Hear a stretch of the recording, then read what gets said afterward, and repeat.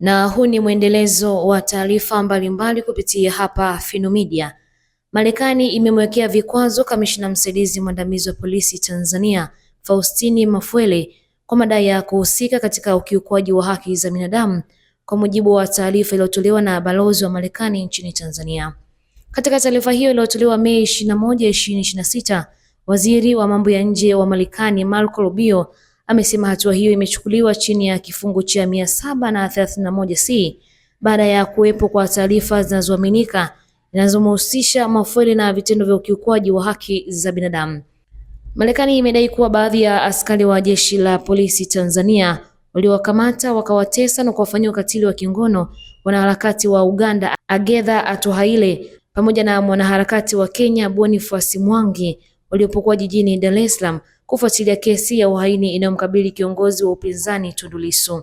Tukio hilo lilizua wasiwasi mkubwa kutoka kwa mashirika ya haki za binadamu ya kikanda na kimataifa yaliyotaka kufanyiwa uchunguzi huru kuhusu madai ya ukiukwaji yaliyodaiwa kufanywa na vyombo vya usalama vya Tanzania.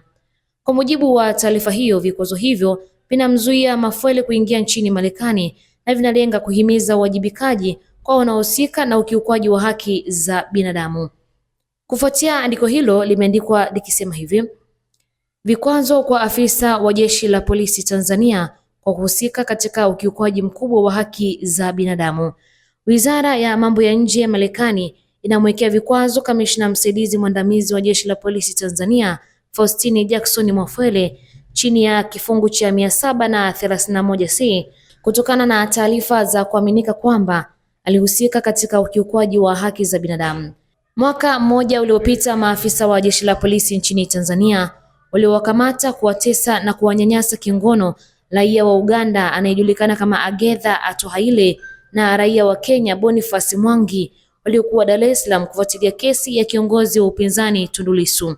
Vikwazo hivyo vinamzuia Mafwele kuingia Marekani. Vikwazo hivyo vinatangazwa hadharani kwa umma, vinawekwa kwa mujibu wa kifungu cha 731C kwa sheria itwayo National Security Department of State and Related Programs Appropriation ACT ya mwaka 2026.